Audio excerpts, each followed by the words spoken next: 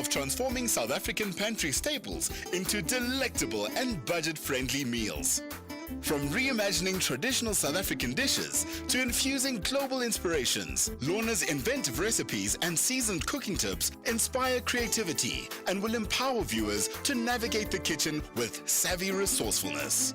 Tune into Lorna's Pantry, Wednesdays at 6 p.m. only on S3. Open up.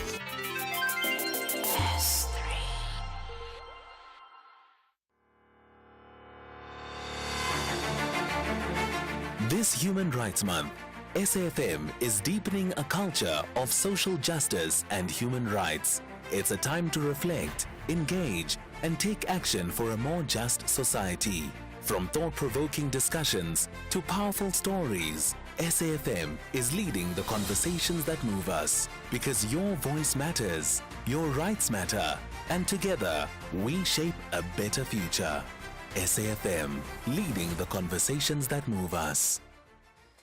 Right, 5 rands can't buy you a pie and cool drink anymore, but Outsurance is still committed to saving you big bucks on your car insurance. Get a quote, and if Outsurance can't beat your car insurance premium, ask them for 500 rands in cash and make that 1,500 rands if you've been claim-free and with the same insurer for 3 years. Get monthly savings on your car insurance or cash in your pocket. SMS out to 30754. That's out to 30754. With Outsurance, you always get something out. A licensed insurer and FSP T's and C's online. The National Pulse with Ashraf Garda on SAFM. You're listening to the National Pulse, weekdays 3 to 6 p.m. Well, it's the budget speech version of the National Pulse. 1 hour late because, of course, we took the budget speech live. My name's Ashraf Garda. Welcome to the show. Let's talk budget speech 2025 reaction. And maybe anything else beyond that, if there is anything else you can think about beyond that. But clearly the budget speech and its implications thereof must impact on your psyche, and it certainly does on the national psyche as well. Now, one word, give me your one word to describe what you've heard from the budget speech. I don't need a sentence, one word. Come on, let's get it. You can WhatsApp right away, 0614 104 107 in text form. And then if you want to do the longer voice note, 30 seconds, please, on that same number. To call in, I won't take your calls right away, but you can call in, save the number, 086 000 2032. One word to describe the budget speech. So your budget speech reaction in one word. Well, let's. We now know that there's been a VAT increase. Effectively, it's 1% over 2 budget speeches. So this year and next year, 0.5% each. Have we ever had a 0.5% increase before? I can't remember. I don't think so. Anyway, so 15.5 now, and then 16 in a year's time. But will that actually go through? Because there's been opposition from 3 significant political parties, the EFF, the MK Party, and perhaps more significantly, the Democratic Alliance, who've been saying so, as they said even yesterday on the interview I did with their spokesperson. They're not going to support any form of tax increase, no matter what. So we know they'd all not supporting it. What will actually happen? This was the speech. It has to be adopted in the week. What would happen? What are the trade-offs that needs to happen for this to go through? Let's, however, reflect on so many other things, including the many of the points made by the minister, that's Enoch Godongwana, that the institutional structure of local government will be reviewed through the updating of the white paper of local government. What that really means is that the review process will examine how to appropriately finance local government. Now, we say that, as you know, because even yesterday when I asked you, talk about your local municipality, just tell me, fixed, working or broken, 90% said broken, even on my social media pages. So something has to give at local government level. But let's talk about that and more with Mielani Holeni, who's a local government expert with specialization in revenue management and governance. Appreciate your time, Mielani. Thanks for connecting on Budget Day on the National Pulse. Good afternoon, Ashraf, and good afternoon to the listeners. It's a pleasure to finally talk budget 3 weeks later. Absolutely. So I'm going to ask this to everybody, and I'll better ask you as well. Your one word to describe the budget speech, your reaction in just one word? I would just call it, equitable, because this is where I believe the first, point of tabling a budget, we need to look at, the budget being equitable. In this case, we can see distributions or allocations to the most important areas. Despite those areas taking up a large chunk of the budget, however, at least the redress and the equitability of the budget is well recognized, and I think the minister with the dancing shoes that he was putting on today performed much better than the man starting from the last time. We'll run through that. Let's get to the one point that most people will immediately look out for, that the VAT increase. There's been a VAT increase, not 2%, but effectively 1% over two budget speeches, right?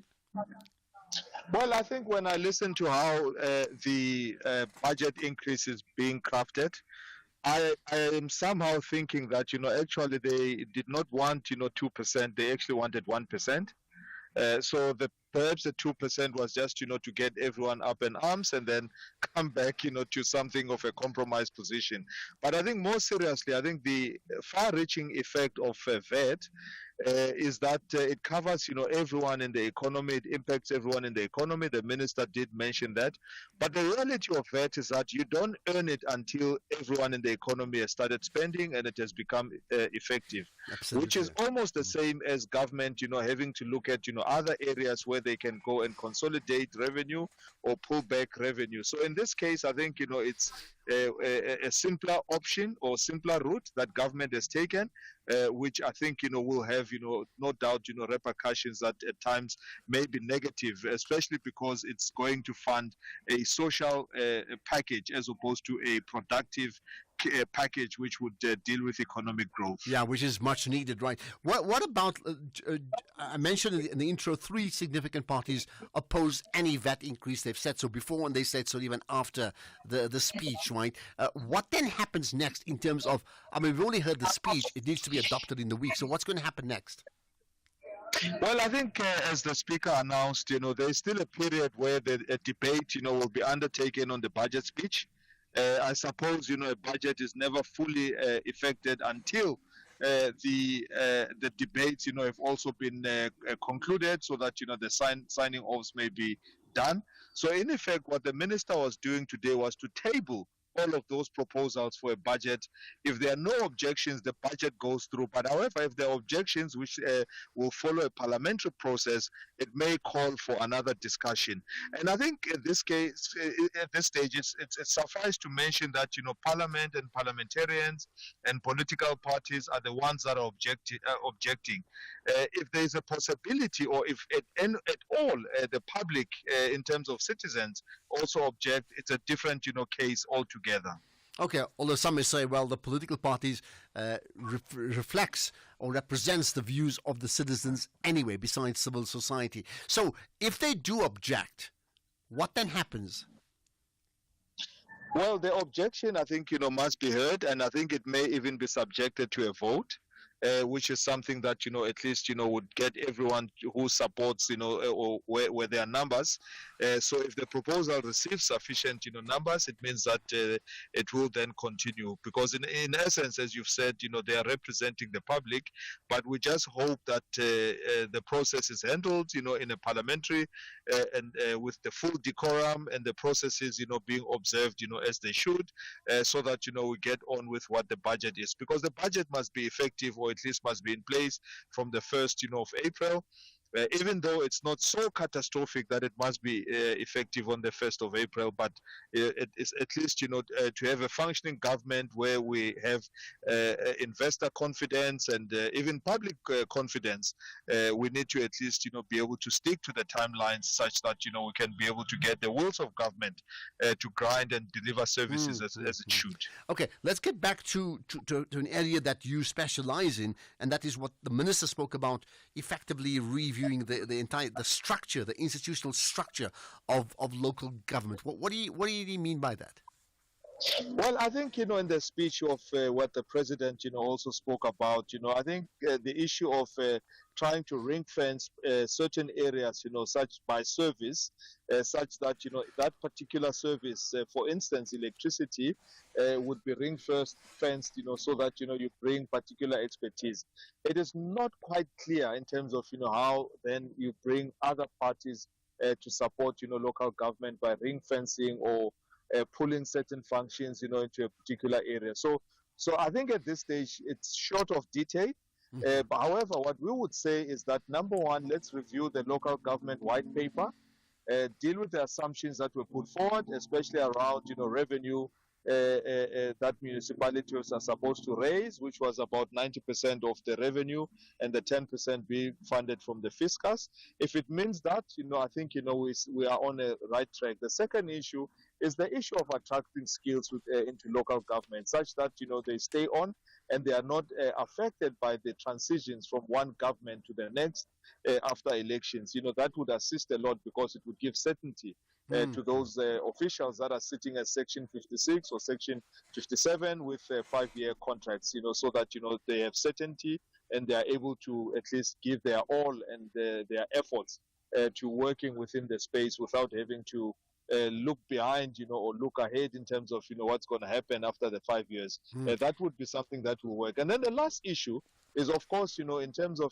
the revenue flows into municipalities and the amount of money that goes into municipalities is something that, we believe they ought to look at such that, they increase it and give it a bit. They've put up a slight increase now. However, it's not, nearly where it should be, because national continues to enjoy 45% of the fiscus, with provincial 43, and the remainder, which I would call the crumbs, going to local government. Okay. And lastly, just in a minute, I mean, you spoke about it being an equitable budget, right? So explain, you spoke about the dancing shoes as well, how the minister was able to do that and effectively look at different interest groups and deliver something that may not please everybody, but will please some at some time and please others at others. Just a quick answer on that. So I think this is a budget, of three, if you want, obviously the thirds. The first third is about, the usual of allocating money to the grants, to the pensioners, to education, to health, and so on and so forth. I think the second part to it is where the minister started talking about, investments, in infrastructure, which is going to be about 1 trillion over the MTREF, to drive at least, the implementation of infrastructure. The third area is an attempt, in our view, to buy growth, which is something that, government so desperately needs, which is about, funding those areas that would return at least, right. a surplus. Let's leave it at that, because, those are areas we'll certainly focus on. Appreciate your time, Mielani Holeni. Thanks for that. And there we are, calling it an equitable budget. What do you think? At Henley Business School Africa, we know every MBA promises career growth, but we take you further. With the only international MBA qualification in South Africa, Henley opens doors across the globe. Join a network that The Economist ranked #1 in the world for alumni potential. 100,000 leaders in 155 countries ready to connect with you. The Henley MBA isn't just about building your career, it's about unlocking your confidence and capability on a global scale. Visit henleysa.ac.za.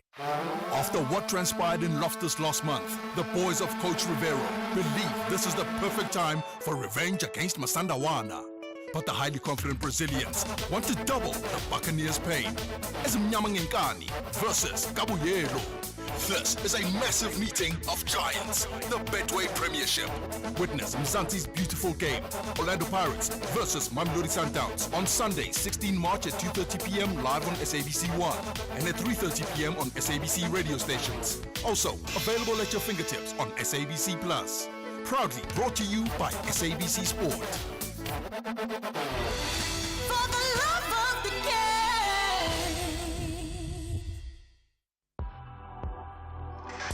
You are listening to the National Pulse with Ashraf Garda.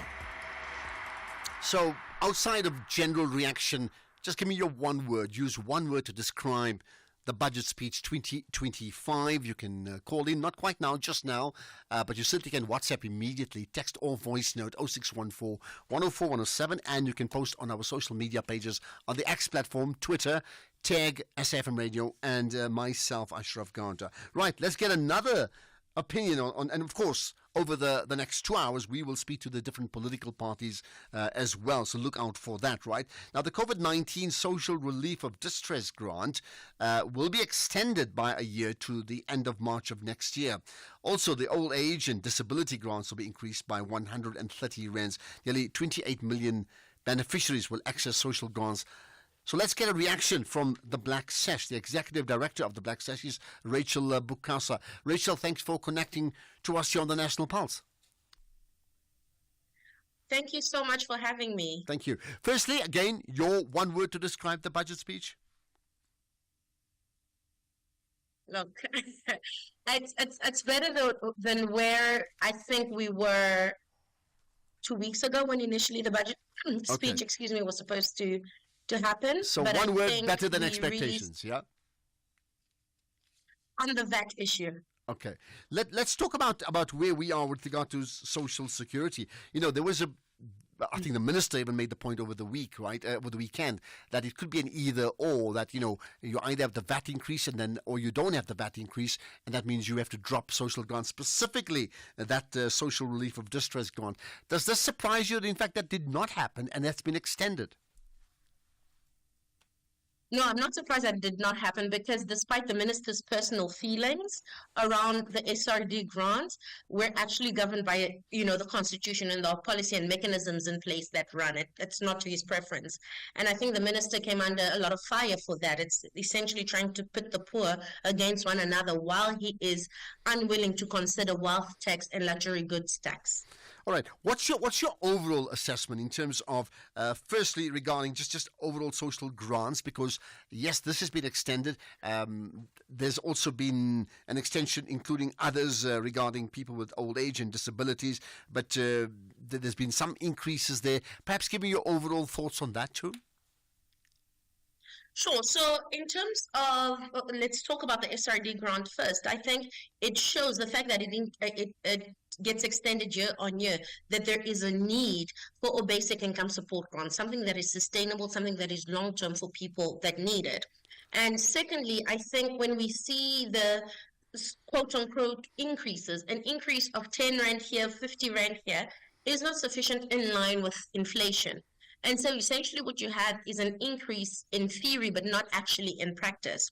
What needs to happen is that we need to have a concerted effort to make sure that this job creation, so that the social security and social protection mechanisms are able to balance one another out. Because what we'll see, if the country still isn't able to create jobs at the scale that is needed, what we're going to have is that the need for social security is going to increase, and then the minister is going to do things like say that it's going to be an either or increasing of that. So while we see these processes, it is important that social grant, when given, can make a meaningful change in someone's life, because the 10 Rand increases here and there is not sufficient and does not absorb inflation at all. And you're right. I mean, it does, although the social grants are absolutely necessary. I mean, that's a space that you play in, I know that. On the other hand, yes, it all depends on just how much money is available. And as we've known already, that cake is shrinking, right? So did you pick up any emphasis on, meaningful emphasis on growth that is tangible? Well, not really from our stance. We completely understand that there needs to be growth around the economy, etc. But a big part of it is how the austerity measures are taken. I didn't see a concerted effort around making sure that illicit flows of finance and corruptions are plugged in, because that can give significant income back into the budget. What instead we saw was just a commitment to a one-dimensional thinking around either it's taxes or nothing, which is really problematic. And we encourage the minister to come to the table and have conversations about how things can be done alternatively. Yeah. What about your initial point, the VAT story, which that there's been huge opposition to the 2% VAT. Now we've got a half and a half, right? What's your thoughts on that? Look, I think we're going around in circles. I think studies have shown over and above again that just increasing that for the sake of it is not the answer. And I think it's a really dangerous game, because what you then have is that people who are already poor are then going to be paying more for the bare necessities. I was really concerned to see that even though the minister pushed this VAT story and got the 0.5% increase, there was no concerted effort to have mitigating factors in order to help out the poor. So, for example, what we've been proposing is that if you're going to go for that increase, you need to extend the basket of zero-rated items. So, increase the food and hygiene products that are zero-rated to allow the poor to be able to purchase them without an impact. We didn't see any of that. We also asked that there be a concerted effort of making sure that luxury goods are taxed differently in order to be able to balance out the bare minimum, your breads, your butter, your chicken, your maize meal. We didn't see any of that. So essentially, we see a treasury that essentially just focuses on numbers and sees people as statistics and not their lived realities. Finally, you do know that three significant political parties have opposed any tax increase, right? We're talking of the DA on the one side and then the EFF and the MK party on the other. And that would form part of lots of debate and argument in the weeks ahead. What do you think is going to come out of that? And, is there a way that even civil society like Black Sash could influence that? So we've been having these conversations. We categorically oppose the VAT increase because essentially it is the lazy approach. The minister is not willing to listen to anyone who has alternatives of how he can raise this shortfall that he has, that he'll continue having if the economy is not strengthened. But because of the tunnel vision, Black Sash has consistently opposed this VAT increase, and the fact that the other political parties do it shows that it is not the healthiest way to go. And we really hope that the minister, even though he's hidden behind the fact that, for market stability, he needs to talk to as few people as possible. That's not correct. He actually needs to broaden his perspective, hear what the rest of the country is saying to him. This is not the right move, and there's alternatives. Come to the table, hear what those alternatives are, so that the poor are not left destitute. And I've heard that so often in this last week. Listen to the people. Rachel Bukasa, thanks for your time. Much appreciated. Executive Director of the Black Sash. We'll have a podcast of that conversation, as well as the earlier one with Mialani Holeni up pretty soon. And then the one that comes up next with the different political parties, including the next one with the DA's spokesperson coming up pretty shortly. But first things first, let's get the news headlines. It's 4:30. Thank you, Ashraf. A look at the headlines of this half hour. National Treasury expects the country's economy to grow by 1.9% in 2025 and to average 1.8% over the next 3 years. The Finance Minister says tax revenue collections came in below expectations, resulting in a revenue shortfall of 16.7 billion rand. And the Weather Service has issued a warning for widespread showers and disruptive rains across KZN from tomorrow. There's a full update at 5 o'clock with Deneo Matone. SAFM, guiding you through the rush hour traffic. Good afternoon. Starting off in Gauteng, the M1 southbound queuing through Crown Interchange towards Boysons, Winnie Mandela Drive southbound and Fourways has a crash near Uranium Street, and the JP Morgan Corporate Challenge taking place in Melrose, so there's road closures and traffic restrictions in place as of 3 p.m. until 8 p.m. this evening for the annual road racing event, so expect delays and diversions. In KZN, the R102 in Port Shepstone is closed at the Mzimkhulu River Bridge, and traffic lights aren't working at the M7 and South Coast Road intersection. In Cape Town, the M7 Jakes Havel Drive southbound queuing towards the R300 highway. The N1 outbound in Bellville has a crash reported near the Durban Road exit, and the budget event is taking place, so there's road closures in the vicinity of the National Parliament for today's budget speech event, and the location is the New Mr. Dome. With your traffic update, I'm Irma G. This is SAFM Sports with Tuming Khapele. Right, to me, you get sport and you get the business of sport, and you certainly get the the administration of sport, and there's news there that links to South Africa. There definitely is. A very good afternoon to you, Ashraf, and our listeners. Well, Patrice Motsepe has been re-elected unopposed for a second term as president of the Confederation of African Football until 2029. And since his appointment, Motsepe has turned around CAF finances, delivered record revenues at AFCON, invested $10 million from his own pocket in schools, and also increased CAF prize monies. He says that he wants to continue his vision of building a financially stable CAF. So part of what we are doing going forward over the next few months and over the next few years, I've visited 43 countries in Africa. There's a few that I'll be visiting, is to engage with the heads of state and to engage with the governments, but also to bring the private sector and to encourage them to support football, to encourage them to partner with football. We have made big progress. In 2021, there was approximately 36 countries that were not playing their football in their nations, in their countries. You cannot develop football in any country in Africa if the national team and the clubs do not play football in front of their supporters, in front of their fans, and in front of their people. So we've made big progress. There is currently only 12 nations in Africa. Out of the 37, 38 that were not playing in their countries, there's only 12. But for us, it's 12 too many. Still staying with football, AmaZulu Football Club have announced the resignation of goalkeeper coach Aubrey Vilakazi, and this latest coaching change comes after Vusimuzi Vilakazi stepped down from his role as co-coach 2 weeks ago. Former Mamelodi Sundowns goalkeeper coach Wendell Robinson will replace Vilakazi. Elsewhere, Liverpool boss Arne Slot says that his side's Champions League exit at the hands of Paris Saint-Germain was the best game of football he's ever been involved in. In what was a thrilling contest, the Premier League leaders were beaten 4-1 in penalties after their last 16 tie ended 1-1 on aggregate following a 1-0 loss in the second leg at Anfield. It was the best game of football I was ever involved in. I don't have the history like Liverpool as a manager, but two teams of incredible level with incredible intensity in the first 25 minutes. Okay, I also remember the first 25 against Man City at home and the first 25 against Madrid, but this was unbelievable what we showed in the first 25. And I looked at the scoreboard and we were 1-0 down. Over 90 minutes, I don't think we deserve to lose this game of football today. Over 180 minutes, maybe it was deserved that we went to overtime. In overtime, I thought Paris Saint-Germain was a bit better than us, so in this half hour. And then it comes down to penalties, and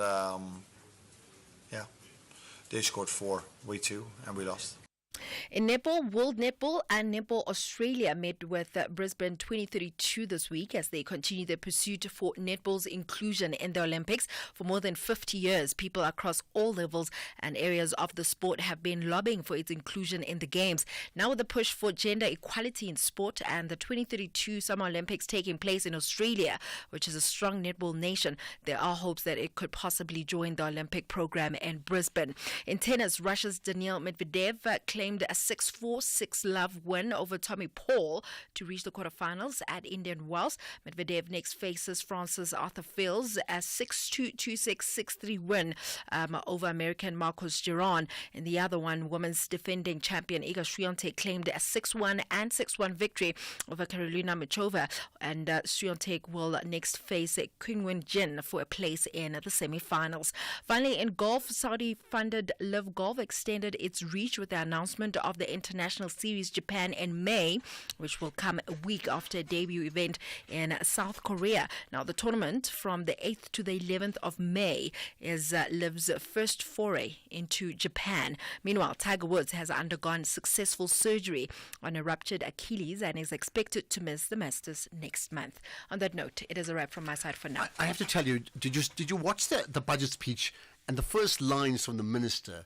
And of course, it was delayed from 3 weeks ago, right? Yes. And he quoted two people saying, I think 2 or 3 to say, the budget speech will only be delivered when Kaiser Chiefs wins.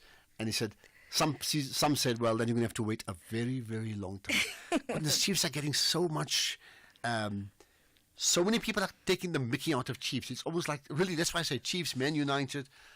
Yeah, Same but for as now, that group. but for last night, there's actually Liverpool. So anyway, that was interesting. More sports in an hour. Bafana are taking on Lesotho at the new Peter Mokaba Stadium on the 21st of March 2025 at 6 p.m. for the FIFA World Cup 2026 qualifier. Come early, dressed to commemorate Human Rights Day and support Bafana for a chance to win prizes from our host, Limpopo Government and Polokwane Municipality. Gates open at 3 p.m. and tickets start from 70 Rand for adults with special rates available at 40 Rand for children under 12 at all Ticket Pro outlets. If you can't make it to Polokwane, catch the game live on SABC2 at 6 p.m. or visit sabcsport.com. For more details, visit safa.net and Bafana on X and TikTok. South Africa's domestic 50-over cricket competition, the One Day Cup, hits fever pitch this week with the final set for Sunday 16 March at Bolland Park in Paarl. Gold Rush Bolland has finished the top of the log and secured a home final. They will take on the winner of the qualifier match between the Hollywood Bets Dolphins and Momentum Multiply Titans. Gather your family and friends, Wazanawe, and be part of the action. Get your tickets at cricket.co.za. Whether it is a CCMA referral, problems with a mechanic, or unfair blacklisting, Clientele legal plans are affordable, and you receive up to 670,000 rands worth of legal services per year. We cover civil, criminal, and labor-related matters. Our legal team will be your support 24 hours a day. SMS SAFM to 32195. That's SAFM to 32195. Clientele General is an authorized FSP and a licensed non-life insurer. T's and C's online. Standard rates apply. Economic news on SAFM. Facts and figures you can count on. On a day like this, it's all about how are the markets moving, isn't it? Makwe Masilela with us, the Chief Investment Officer at Makwe Fund Managers. So yes, local and global markets you will talk about, but there's specifics around Growth Point, right? Yes, afternoon to you, Ashraf, and to your listeners. Remember, the guys own Brooklyn Mall, VNA Waterfront, and they even have student accommodation. Revenue up 5%, profits as basic headline earnings per share up 62%, distributable income per share up almost 4%, and that was due to improved contribution from rental growth, lower negative rental reversions, and reduced vacancies, especially in the logistics and industrial sector. And VNA Waterfront benefited from tourism boom, which was then managed to drive solid financial performance for the group. The share price up nicely 2%. And yes, ahead of our much-awaited budget speech, the local currency started the session on a firm footing, also drawing support from firm commodity prices. And on the day when the dollar recovered mildly from recent losses, as traders positioned for that key consumer price inflation from the US, which was set to provide more clues when it comes to interest rate path. And the rand fell over 1% around midday. Then, because hours before the budget speech, it was reported that Cabinet is meeting to try to find sufficient consensus for the budget. And ultimately, the budget was tabled, even though it had not been approved by Cabinet. And as it was speculated, we had that 0.5% VAT increase that was proposed, and the guys unfortunately didn't make any adjustment for inflation when it comes to personal income tax brackets. And those brackets, Ashraf, had not been adjusted since 2023, but fortunately there's no fuel levy increases, and a knee-jerk reaction was the rand remaining weak.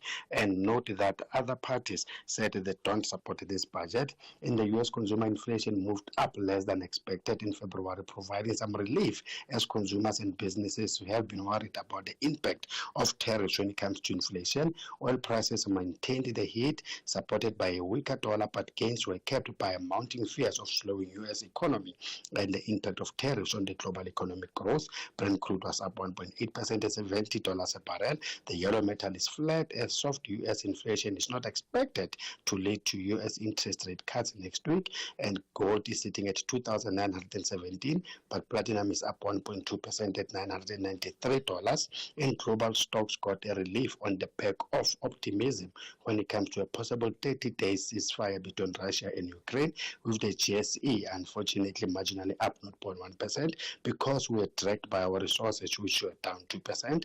As we're talking, the rand is 18.36 against the US dollar. That is just more than 1% weaker, 23.76 against the pound and 20 against the euro. Okay, perfect. Thanks for that, Makwe. And it's going to be a busy day for you. I have no doubt about that.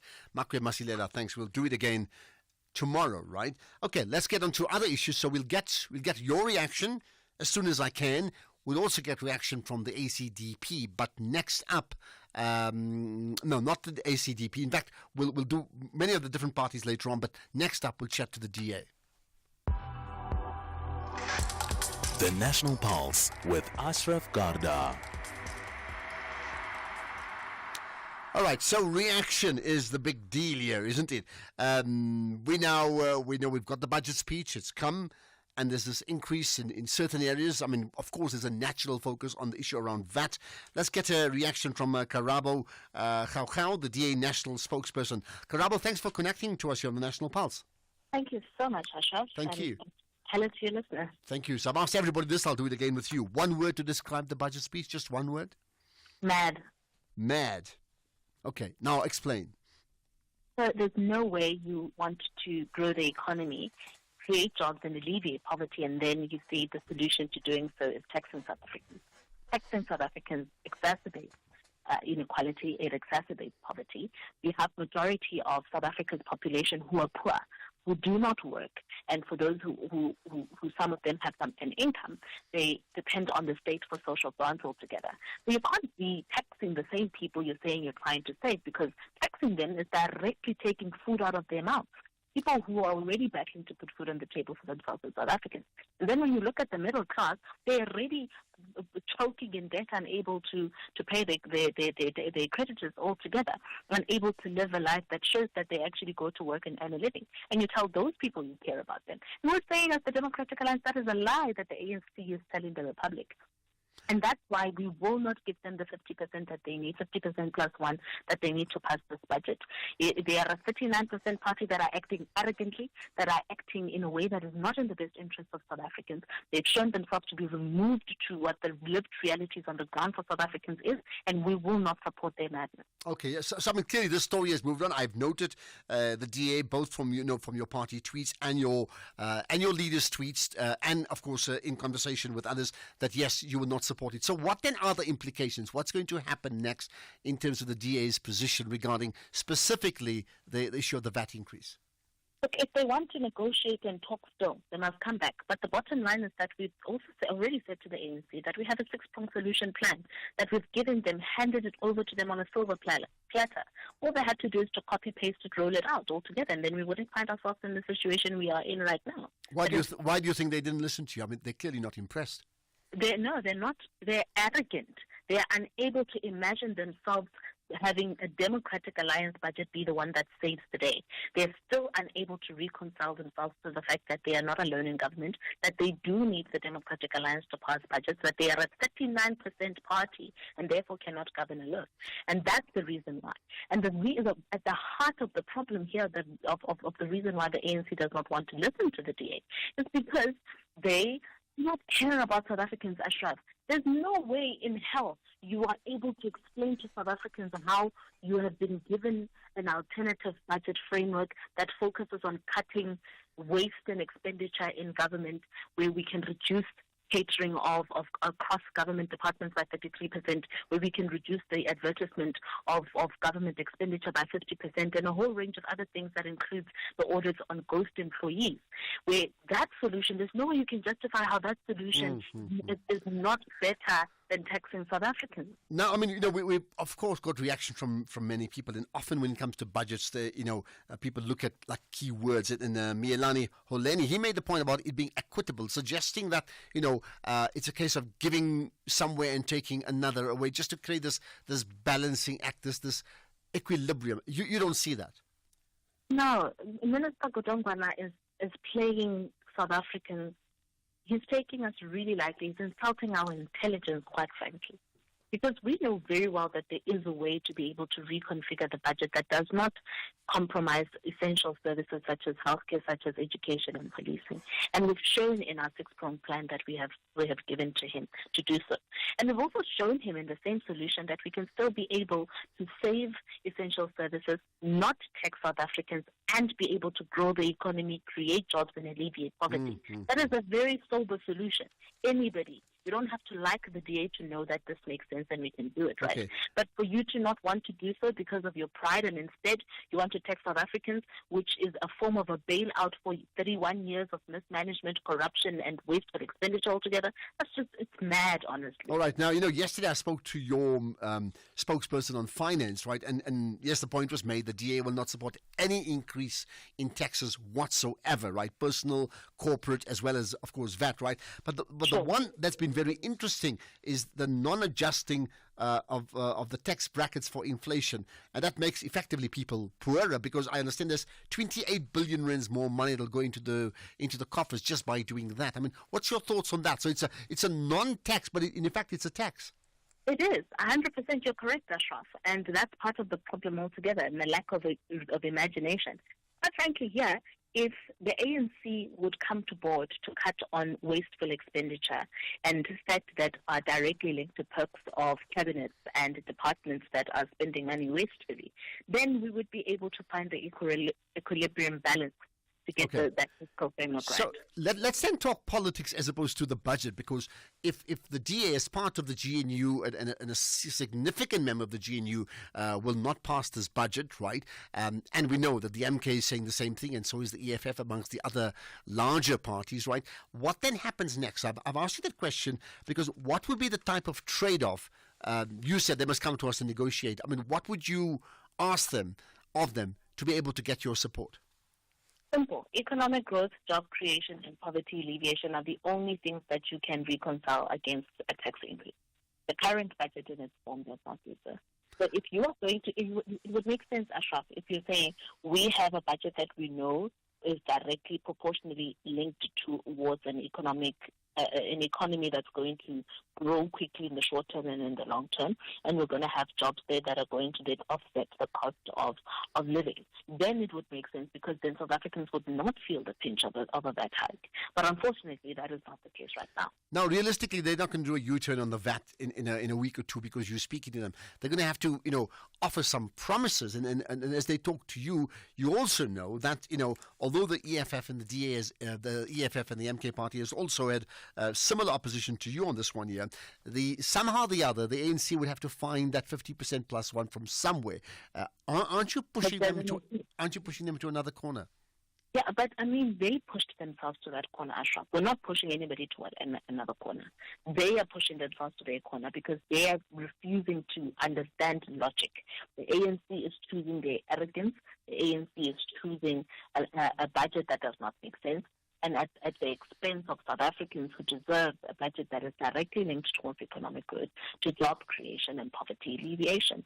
They want to tax South Africans to bail them out for years of mismanagement. You can't be stealing from South Africans. You can't have had a wasteful expenditure framework for the past 31 years. And then you come back and tell the same republic, oopsie, we want to fix it. Oh, but let's tax you to do so. That's okay. So let me rephrase as we get to the end in just in 30 seconds. Of course, this causes instability if the budget doesn't get passed. And as I mentioned, of course, different political parties have their own positions on this one. But you're saying, just to be clear about it, at this point in time, unless there's a significant shift from the ANC's position table today at the budget speech, you as the DA will not pass that. You will not be party to having that budget passed no matter what. Yes? That is correct. Okay. Let's leave it at that. Thank you for your time. And that is the DA's national spokesperson, Karabo Khao. So there you are. One significant view. There's certainly storm clouds over many, many issues coming out of this one that we can pick up on. And you think Cosato's happy? They're not happy. They were not even happy before that. As so is this case with other unions too, right? Including, of course, the EFF, including the MK party. So the question is, one is, what's your one word to describe the budget speech? The other one is, where do we go from here? Of course, this is the National Pulse. Unlock a world of benefits. Welcome to SABC's TV License Rewards program. Ready to make your viewing experience more rewarding? Say hello to perks that go beyond just watching TV. Join us today at sabctvlicenserewards.co.za and instantly receive your first reward. But wait, there's more. You can get up to 500 Rand back. Become part of something bigger, a movement where watching TV isn't just a hobby. It's a catalyst for positive change. Register now at sabctvlicenserewards.co.za and open the door to a world of benefits. Plus, every time you tune in, you're making a difference. T's and C's apply. Remember, TV license fees aren't just payments, they make a difference.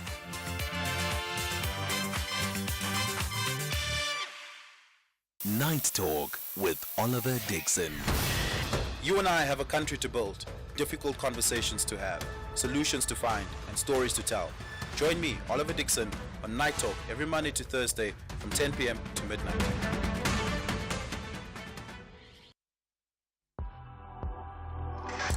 You are listening to the National Pulse with Ashraf Garda.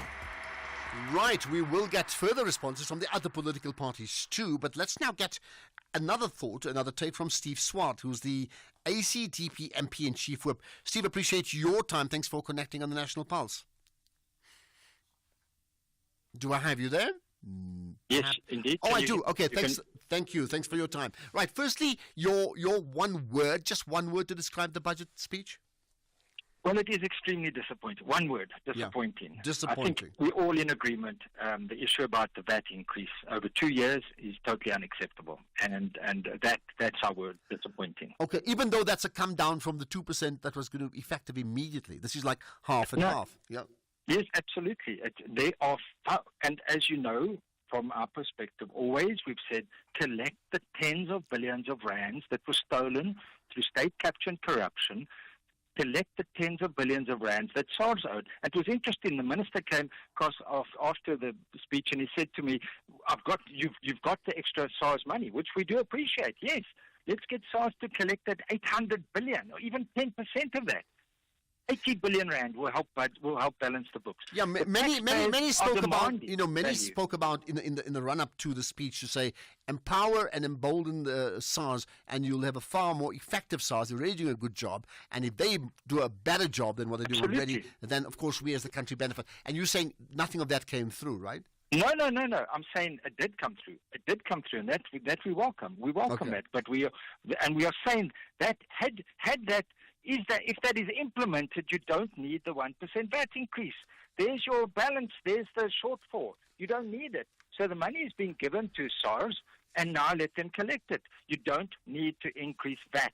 And of course, as was the previous speaker indicated, the bracket increase is also an indirect tax. Yeah. So taxpayers are demanding value for their money. They're not getting it. Increasing taxes is not the answer. Reduce the wasteful, excessive government expenditure. And by the way, as you know, we're not part of the GNU, but even the DA is part of a bloated cabinet. Bloated state departments must be reduced. We've got to reduce corrupt and wasteful expenditure. And then, of course, you can't have economic growth at 0.6% and then suddenly think it's going to escalate to 1.9% in the next year when you've got threats from AGOA, you've got domestic challenges. How is that realistic in itself? But even if it was 1.9% economic growth, we need 3.25% economic growth. Absolutely. So it's disappointing, Ashraf. So what's the? I know there are many things and we don't have the time for that. But what's the one thing that the minister did not do that you felt so strongly that it had to be done and it was completely practical and workable? It is the addressing and collection of the corrupt money that is sitting overseas in bank accounts. All that money of state capture and corruption, it runs to tens of billions of rands. And as the years go by, it is more and more difficult to collect that. The Zondo Commission made recommendations to collect the money, give the law enforcement agencies additional forensic capacity to enable them to collect, not only to put the people behind bars, but to collect the tens of billions of rands that is sitting overseas. We don't see that happening, and we would have liked to see more emphasis on that, because that can help balance the books. Now, and lastly, we know that three significant political parties. Firstly, the most significant is the DA, because they're part of the GNU. They are not supportive of what's happened. They're not going to sign off that the vote on the budget speech, and neither will be the other larger parties, the MK party and the EFF. What then do you think is going to happen? Well, there's definitely going to be negotiations. I think this is a positive aspect because the ANC cannot ramrod the budget through anymore. They are going to have to sit down with the other parties in the GNU, and we outside the GNU will be watching from a constructive opposition role to see how this fans out, to see how this plays out, to make sure that the budget that is passed is in the best interest of the people of South Africa, and that we cut down on wasteful and irregular expenditure that runs to tens of billions of rands, and we stop this feeding of a trough that we see continually. We can't. There's even mention of more bailouts to SOEs.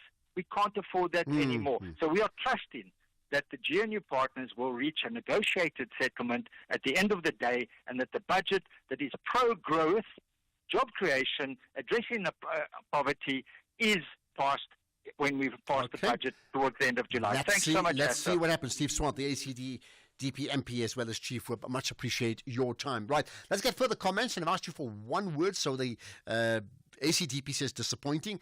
The DA says mad. What do you say? Hello, Ashraf. Yeah, it's disappointing. Disappointing. From tension, Cape Town. Okay, here's another. Hi, Ashraf. One word to describe the budget speech is insensitive. Thank you. It's undelicated. Bye. Right, insensitive. Good afternoon, Ashraf. One word to describe today's budget speech is inconsiderate. Thank you very much. Peter Maila Machaba from Letswana. Inconsiderate. Budget, despicable. That's one word. Despicable. Bohlale from Qwaqwa. Oh my.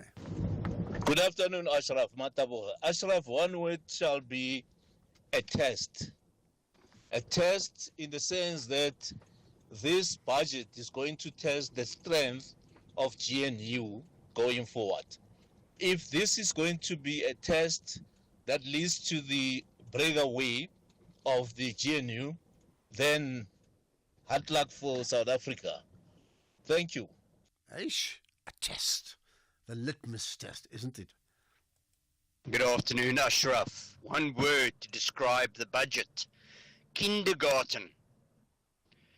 Children in kindergarten have got brighter ideas of where they want to go with their lives than the minister has come up with. Mark from Cape Town. Okay, thank you for that. There we are. Nice cross-section of views.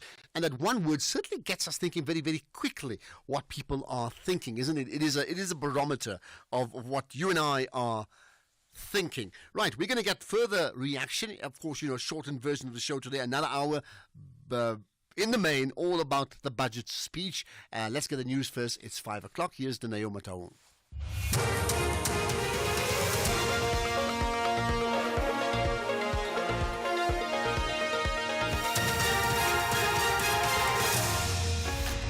Thank you, Ashraf. Top stories: GDP expected to grow by 1.9% and severe weather warning issued for KZN.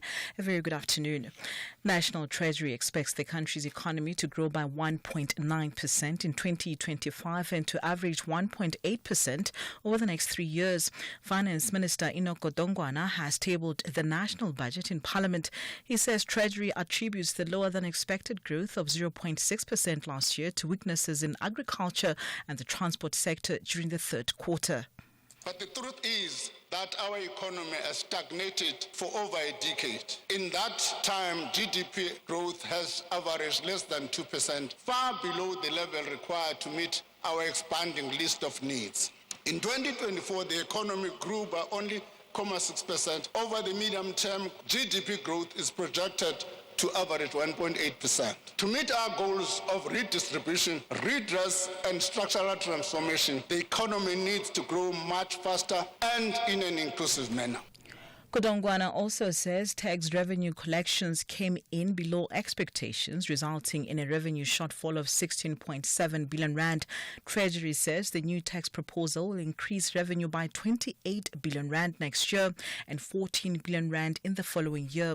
Godongwana elaborates. The government is very aware of the cost of living pressures faced by households, including higher food and fuel prices and rising electricity and transport costs. This is why we are taking concrete steps to protect vulnerable households. This is done through providing social grant increases that are above inflation, expanding the basket of zero-rated items to include vegetables, dairy liquid, blends, meats and poultry products. In other news, the South African Weather Service has issued a level 6 warning for widespread showers and disruptive rains across KwaZulu-Natal from tomorrow. In a statement, the eThekwini municipality says these conditions are expected to continue into Friday. The warning includes the eThekwini region.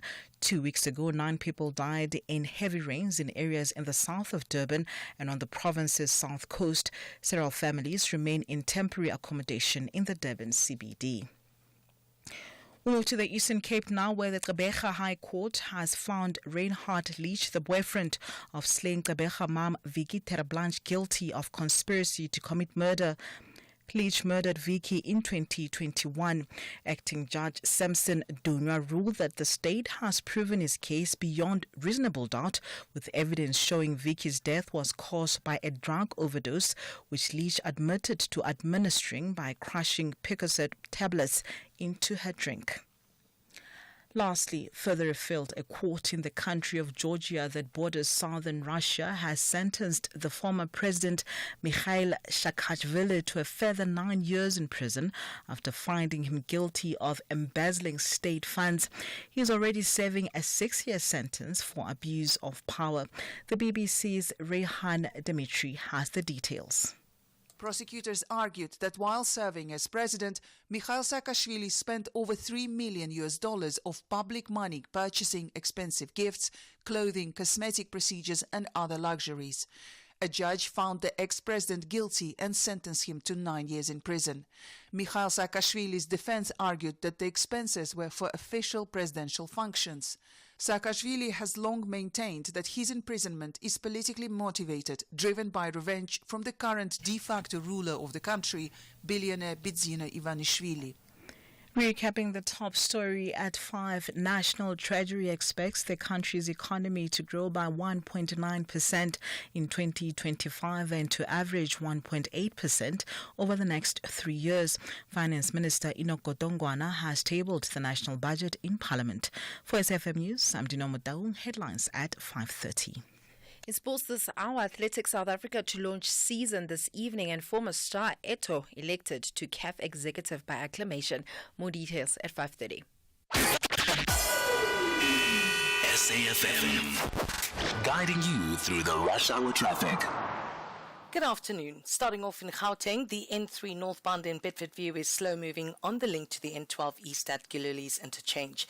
Heidelberg Road southbound in City Deep is slow moving towards Pitt Street. The N1 northbound in Midrand queuing towards Samrand Road, and Brakfontein Road in Centurion has delays between Lowardia Drive and Ulihaven-Oudbosch Avenue. In KZN, the N3 westbound has a stationary vehicle before the Pavilion Shopping Centre exit, the M7 eastbound queuing at the N2 highway, and the R102 in Port Shepstone has roadworks reported with traffic restrictions at the Mzumkulu River Bridge until September.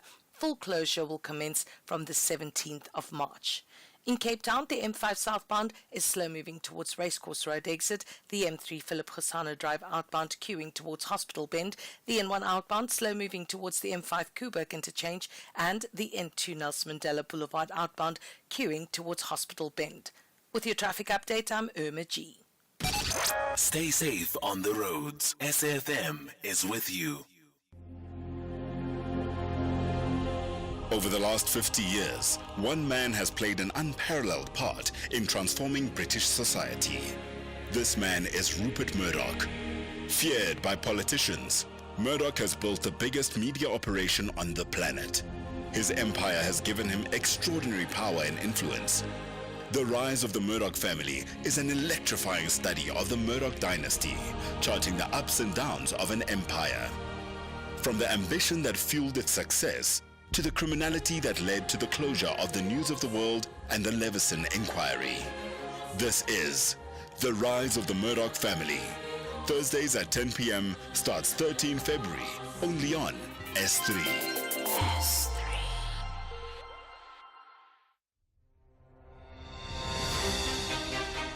This Human Rights Month, SAFM is deepening a culture of social justice and human rights. It's a time to reflect, engage, and take action for a more just society. From thought-provoking discussions to powerful stories, SAFM is leading the conversations that move us. Because your voice matters, your rights matter, and together we shape a better future. SAFM, leading the conversations that move us.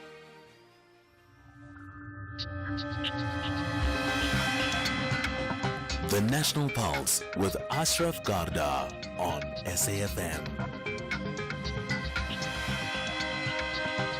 You're listening to the National Pulse, weekdays 3 to 6 p.m. Right, let's get more reaction on the budget speech. Of course, we'll speak to different political parties, including the EFF and the African National Congress. But let's get your thoughts as well. Here we are. Good afternoon, Ashraf. The Minister of Finance must really scrap this SRT. That was meant for COVID. It was a temporary relief. Remember, SRT, it was there before COVID, but how it was done, it was meant for families who are suffering undue hardship, and there was no money given out. It was in a form of a food parcel. After investigation have been conducted to the family circumstances to confirm if the family really needs that particular food, it must go to its original form and take away this issue of dishing out the 350. It's not sustainable. Well, in the short term, it just has to stay because there are people who are poverty-stricken. They are struggling in our country. They really are. I mean, we need growth, real growth, beyond the 1 and 1.9 and 2% we talk about of GDP. But for now, while people are struggling, you can't take that away from them. Really, you can't. Ashraf, good afternoon. Your guest clearly didn't listen to Adrian Saville. He is completely off track. He should have listened to Adrian's response to the budget speech. So, talking about equitable, much to be desired. Teresa, Cape Town. Teresa, of course, we've got different opinions from different people, and we do that cross-section all throughout the show, including yours, Teresa. Right, let's get the EFF reaction on this issue. So we know going forward, going into the budget speech, the EFF were very, very clear that they were certainly not going to support any increase of VAT and any other taxation, in that case, similar to, by the way, the DA2, right? So it's happened. Let's get a response from them. The Treasurer General of the EFF is Umpile Mawotwe. Umpile, appreciate your time. Thanks for joining us in the National Pulse. Good afternoon, Ashraf, and then good afternoon to the listeners. Thank you. Right. First things first, your just one word to describe the budget speech? No, it was an absolute waste of our time. So one long word, an absolute waste of your time. That did not yield anything. He should have just tabled this budget speech 2 weeks ago, 3 weeks ago. Okay. There's nothing that has changed. It's just that he used that previous time to actually try to so he came up with 2%, wanting to test the reaction, and then he came down to effectively 1%, because if you look at it, he says 0.5 this year and then 0.5 next year, which will ultimately take the VAT to 16%. So you are just testing the waters back then. But the budget does not give you any hope. He still comes back with the 4 pillars that he mentions: maintaining economic stability, implementing structural reform, improving state capacity, and accelerating infrastructure investment. But when you look at this, when you unpack all this, it's still reverting back to the old. This state capacity, how do you say in the same sentence, you are saying you want to build state capability, but at the same time you are using Operation Vulindlela, which effectively says one privatization. I mean, he goes and say we need public-private partnership with Transnet. To do what exactly? Because Transnet has been doing what they're doing without any private partnership. Okay. So I mean, I hear that, and of course, linked to that is the issue of the not adjusting tax brackets for inflation, which effectively means that people will be taxed even higher. So it's another form of taxation too, right? That is exactly. You know, Ashraf, we've been saying that it's not necessarily wrong for government to borrow money. But borrow money to generate revenue, to use that money to create revenue-generating projects so that you are able to pay. So now the government is so shrinked in this small fiscal framework that they can't. We are at a point where we don't have any other alternative but to play around with numbers. You give me 350 on the left-hand side. You come and fetch it on the right-hand side with 16%. You've not done anything. So we've been saying, build infrastructure, have state capacity that is able to produce goods and services. You sell this to make money. And then you will see that you'll be able to fund many of these things. Now, with what, even with the VAT increase is spoken about, is not going to achieve what he wants to achieve. The 56 billion that he's going to get from increasing the VAT is nothing compared to the money that he's looking for. And therefore, it was very unnecessary for him to increase the VAT. It's not needed. And I can tell you now, this is the last nail on the coffin for the ANC. The ANC will never recover from this. Okay, last nail. So tell me, what are you going to do next? No, we're going to the Portfolio Committee, the Standing Committee of Finance. We're meeting on Friday, and we're going to table our recommendations of what needs to be done. So the minister tables the budget in Parliament, but it's not he doesn't adopt it. It's not his. Yeah. It's now in the hands of Parliament, and all parties will now come to the party. Remember, this thing was discussed with Cabinet, which is just a section of the Parliament. It's not everybody. It's not the entire community of Parliament. Now it has come to the entire community of Parliament. So we're going to sit in the Standing Committee of Finance. We're going to propose various interventions that we think will assist us in this. And then also there will be various engagements with other, with the entire society, by the way, before it gets tabled. So we'll also hear from ordinary people, from institutions, from your FICs, the financial sector will come and present and all that. So we'll listen to everybody. And then from there, we'll have concrete recommendations on what needs to be done before the budget is eventually voted for in Parliament. So there's still room for us to improve, but we'll never agree to the VAT increase. It's not sustainable. It's just making the poor even poorer. No, I mean, you take it, you're going to present your views. The DA is saying the same thing, and so is everybody else, understandably so, right? In pure political speak, does that give, you, if the DA doesn't support the ANC on this issue, right, it does give other parties, including yourself, some sort of leverage outside of what we know as the GNU to be able to push through a budget that would actually suit the EFF.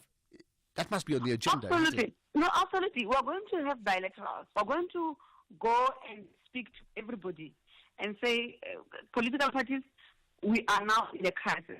We find ourselves in a crisis. Firstly, the ANC is very arrogant because they still think they enjoy the majority in Parliament, which they don't. And they need to come to the realization that they are not working alone. It's not 30 years ago when they used to have the majority in Parliament. They can do as they please.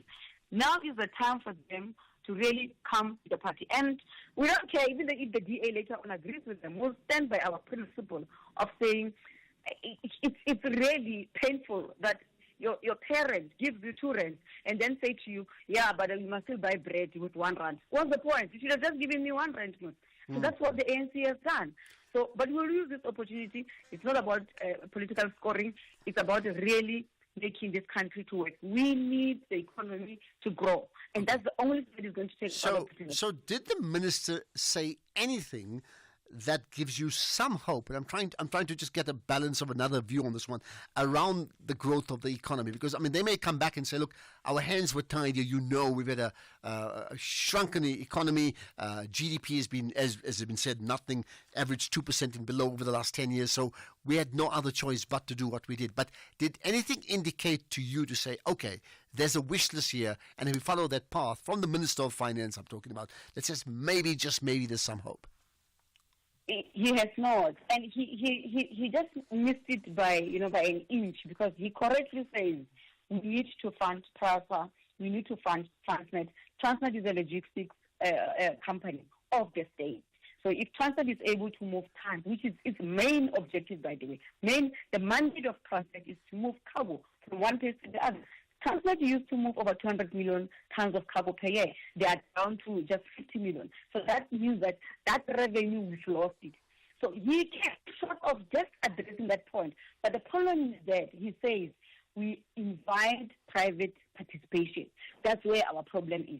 Because that little revenue that we would have achieved from Transnet is going to give Transnet a lot of money, which is a relief for us, because we know it will generate a lot of revenue, but it's going to go to the private sector. The private sector has not invested as much as government has invested.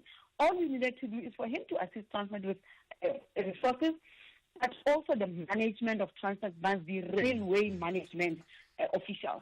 You can't take any other person who's not an engineer. It's the same thing that happened even at ESCOM, where we were bringing people who are not qualified for the job. And then we got engineers who are now turning around ESCOM. So the same should be done with Transnet. So that little hope that we had that maybe it will assist, it won't assist anything, because that whole revenue is going to go to the private sector, which has not invested as much as government All right. has. What do you make about what was agreed upon regarding social grants? Because there was this speculation. In fact, the minister himself said over the weekend that it could be a case of either or with VAT and the SRDs. Right? What do you make of the fact that the SRD has been extended and other social grants too? The SRD must be extended. We agree with it. We are happy. We are happy that he has increased the money of the goggles to 2,350. That we are quite happy, because we are in the economy where he says this budget speech, 28 million people depend on the SRD. Yeah. That's why we are in a crisis. You can't have a country where 60 million people, and then out of the 60 million, 28 million are dependent. That's a disaster. So all we need to do is, what is this saying? Create jobs so that this 28 million people can reduce down to 15 million, to 10 million, and ultimately to zero. By doing what? By creating opportunities. I mean, Rao was sitting with Asolo Metal that is threatening to lay off 3,000 jobs. What is our response in that? Well, we keep on losing and losing employment. That 28 million is going to grow. We need to count now, next year, how much. And with this operation of Bulinjala, by the way, he says they're going to create 1 million jobs. I mean, what is 1 million jobs when currently 28 million people are dependent on SRD? Yeah, so good point. Yeah. This government does not take us anywhere, in all fairness. All right, let's end with where you started. I think you used the phrase, this is the final nail in the coffin of the ANC. You did say that, right? What does that mean, according to you? What is that? What does that mean, according to you, the final nail in the coffin of the ANC? We are going to go out and tell our people that the ANC is not a solution. The people of South Africa must punish the ANC in the local government elections next year. This is not an electioneering slogan, Ashraf. It's the truth. They have shown that they don't care about our well-being as the people of South Africa. They care about private companies, because he has not touched the corporate tax. Corporate tax was at some point 29%, it dropped down to 27%. Why is the personal income tax left where it is now? One. But two, why is he not saying anything about the wealth tax? Because tax the rich to fund the poor.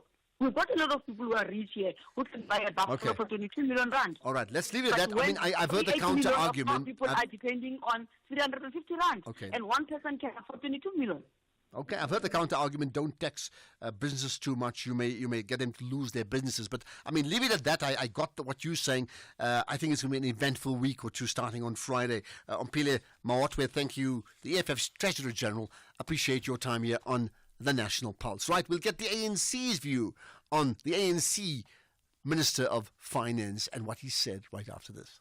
South Africa's domestic 50-over cricket competition, the One Day Cup, hits fever pitch this week with the final set for Sunday 16 March at Bolland Park in Paarl. Gold Rush Bolland has finished the top of the log and secured a home final. They will take on the winner of the qualifier match between the Hollywood Vets Dolphins and Momentum Multiply Titans. Gather your family and friends, Waza Nawe, and be part of the action. Get your tickets at cricket.co.za. The National Pulse with Ashraf Garda. Okay, right, and we continue with the one word. Someone saying pedestrian. In fact, there's a whole lot more. People are tweeting. Let me see if I can pick out just some of your tweets, because, again, appreciate the fact that the one word just sticks. It's very easy for people to remember. Noel Cowie saying the one word, LGE 2026, local government elections is what he's referring to. Shireen Kingma saying exhausting. Babin Prince says useless. Indaba Factual saying unimaginative. SA Broadcaster saying insidious. Clarence Watts says more take away all the perks MPs enjoy. And then Sipalele says nonsensical. Clarence Watts then actually does say greed, and so on and so on. So I'll tell you what, I have, and of course we have a cross-section of people listening to the show. Where are the compliments? The closest we've had is something about equitable. Let's get the thoughts of Mdumiseni Ntuli, who's the ANC's chief whip. Appreciate your time, Mdumiseni. Thanks for connecting on the National Pulse.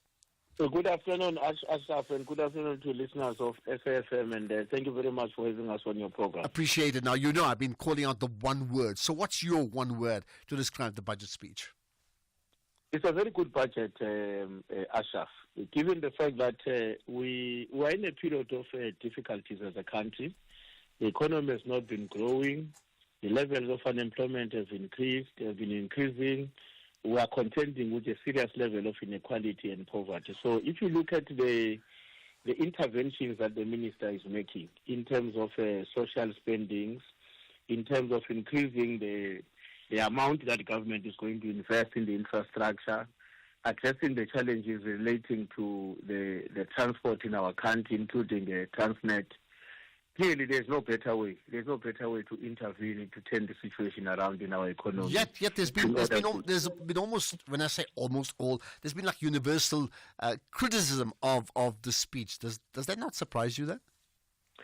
No. I mean, some of the opposition parties are doing what they are paid to do, which is to stand up and disagree in order to project yourself in society as pretending to have an alternative solution. I've been listening to a lot of what these opposition parties have been saying. Mm-hmm. The central question, Ashraf, which need to be understood, you need money today in order to deal with the challenges in education, in health, in the infrastructure in the country. You need money today. You can't budget on the basis of aspirations that, look, we're going to raise the economy is going to grow, and hopefully out of that growth we can generate more resources to deal with the pressing challenges of today.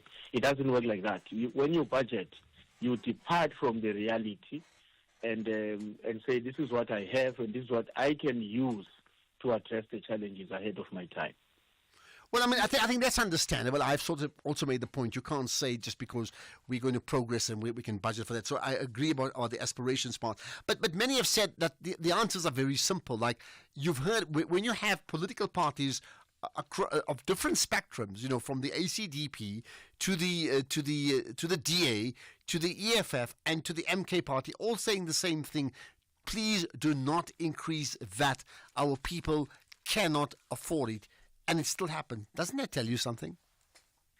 Ashraf, we must go beyond the slogans and say, sure, the minister is proposing to Parliament, because this is a proposal to Parliament, proposing that we're increasing he says he wants to increase the VAT by 0.5%. The key question that we need to be contending with, how is he intending to mitigate the impact of that increase to the poor and the marginalized in the country? What the minister has said, which these parties are either pretending not to have seen it or they are oblivious to that reality. He says that you've got a basket of items which have been protected since the VAT was increased a few years ago, and is extending that basket. But more and above that, he says the money the additional resources we want to generate are being invested in the social social responsibilities of the country. Mm-hmm. You are increasing the pension for the old age and various other grants.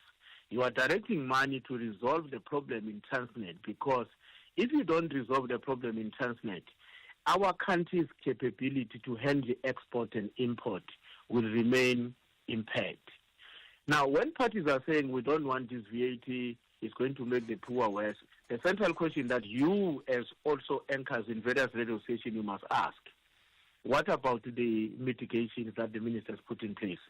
But more and beyond that, besides opposing that increase, what are you suggesting?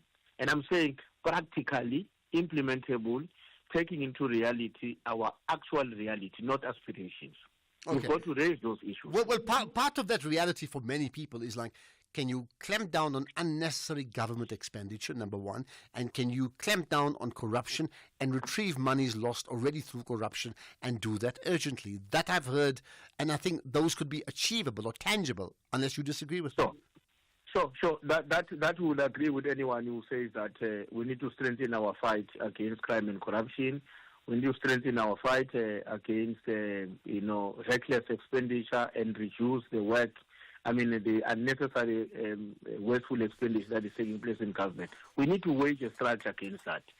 But you can't then say, as we wage that struggle, we must continue to condemn the majority of our people in this country into deepening crisis of poverty and inequality and high cost of living. You can't say that. You've got to say we're investing the money. That's why there's a lot of money that is channeled to support the activities of SARS, for instance, so that you can deal with people who are failing to comply with the laws of the country when it comes to the taxation and paying your. Now, that's part of the effort we must encourage. But you can't say, I will therefore wait for these things to produce the results and the money we need in order to finance the expenditure that we need to do this year. It can't work like that. All right, point again. And the minister, just one point, Ashraf. The minister made a very good point, which I think South Africans have listened to it, those who are listening without being tainted by ideological position. He says this 0.5% VAT is going to be utilized, and we will assess by the end of this financial year whether or not it is necessary to put it again in May 2026. If the economy bounces back, the investment in various aspects of the infrastructure are showing a positive spin-offs, certainly there would be no need for this continuation of the VAT increase. In fact, there may be a reason for the VAT to be decreased. Accepting, where did it ever happen where governments decrease things like VAT? I think the initial VAT was 4%, if I'm not mistaken. It was GST as well. It just does not happen, isn't it? What about the issue of? We know we're close on to 50% of South Africans are relying on a form of social grant in some form or the other, and that is, that's a frightening prospect, isn't it? So linked to that has been what many have said to say we need to escalate growth. Economic growth as a matter of absolute urgency. And I'm not saying I have the answers. Did that come through at all for you? There's nothing wrong with that, Ashraf. But, we've got to, people must demonstrate proper understanding of our actual reality. How do you grow the economy in this country? Firstly, you must have the capacity to have a working and functional Transnet, so that we are not going to subject a lot of import and export in a long period of waiting in our harbors, because the system is so contaminated and efficient to such an extent that business is unable to to get their goods in and out of the country on time. And that's why the minister says, to deal with that problem, we've got to capacitate Transnet so that it becomes efficient. Secondly, you can't grow the economy if you've got a major crisis of water, you've got a major crisis of electricity. Look at what the minister has done as well. He says the additional resources I need from this VAT will further be channeled to deal with the following crisis areas in the country. And we all know, once you resolve those crisis areas, business is going to boom, there will be more work created. You can then later on start a new conversation. Now that the economy is functioning well and the business is making a lot of money, to what extent can we engage them through taxation to contribute more to the I hear that. We're just about out of time. But again, even that last point you made is also aspirational. And I hear that. If you get my point, we don't know if it really will happen, right? But let me leave you with this last thought then. So at this point in time, as you said, it's clearly a proposal from the minister who's tabled it. It has to be accepted.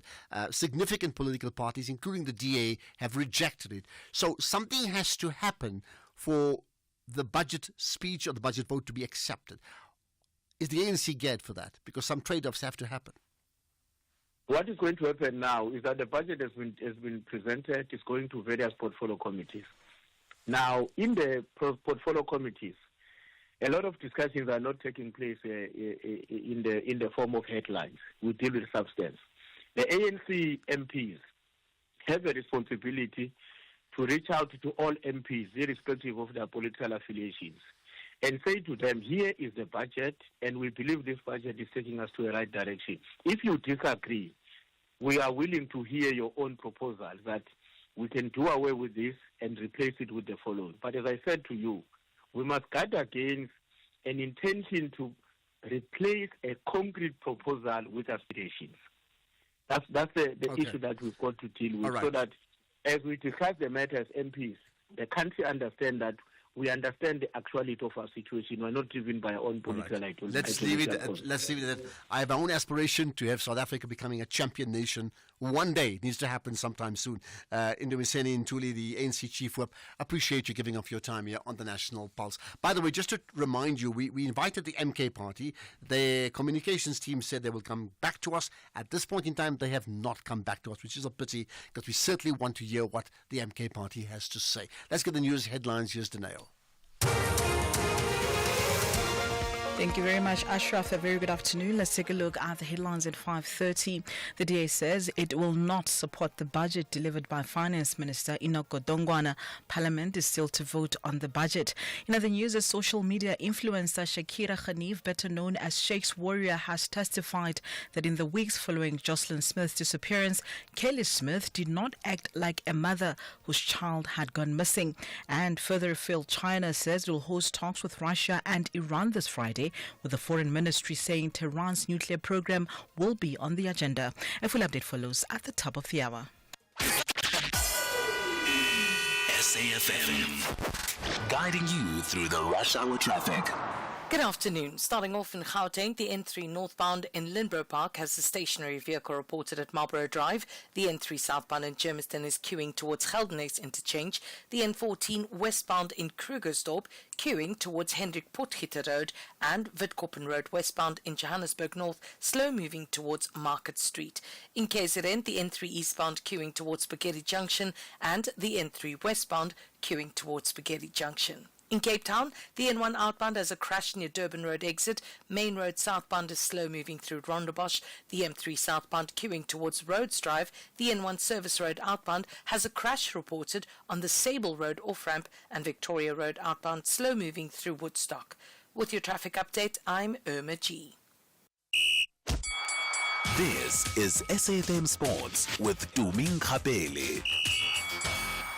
Right, let's talk athletics actually, Chumi. Yes, the 2025 Athletics South Africa season will kick off at the Pilditch Stadium tonight as the Grand Prix Continental Tour Challenger takes center stage. Olympic stars including Bayanda Walaza, the likes of Prudence Khodiso and Tebogo Letsile will be showcasing their talents on the newly revamped athletics track, and the winners of each platinum event will walk away with 5,500 in prize money, while an opportunity to qualify for the World Athletics Senior Championships in Tokyo and Paris later this year is also up for grabs. In football, newly re-elected Confederation of African Football President Patrice Motsepe says that he will continue working hard to elevate the standard of African football so that it can be attractive to the world. Motsepe was re-elected unopposed for a second four-year term as the president of CAF, and he says that attractive football equals more resources. We had 180 nations. 180 nations in the AFCON in Côte d'Ivoire watching African football. That has never happened. But they're watching African football because it's exciting, it's competitive, it's appealing, it's attractive. They don't have to watch African football, they can watch football from other continents. But it tells our partners that there's a commercial market for African football. And that's why we will continue investing in our youth. We will continue making sure that the quality of African football is exciting and appealing for our people in every one of our countries, but also make sure that the quality of African football is recognized and respected worldwide, because it allows us to attract some resources and attract some finance, which is very important for our development and to grow football in every country. Meanwhile, former Cameroon star Samuel Eto'o was elected to the CAF Executive Committee by acclamation in Cairo today, as he was the lone candidate from the Central African region. The 44-year-old became eligible only last week after the Court of Arbitration for Sport overturned a CAF ban on him.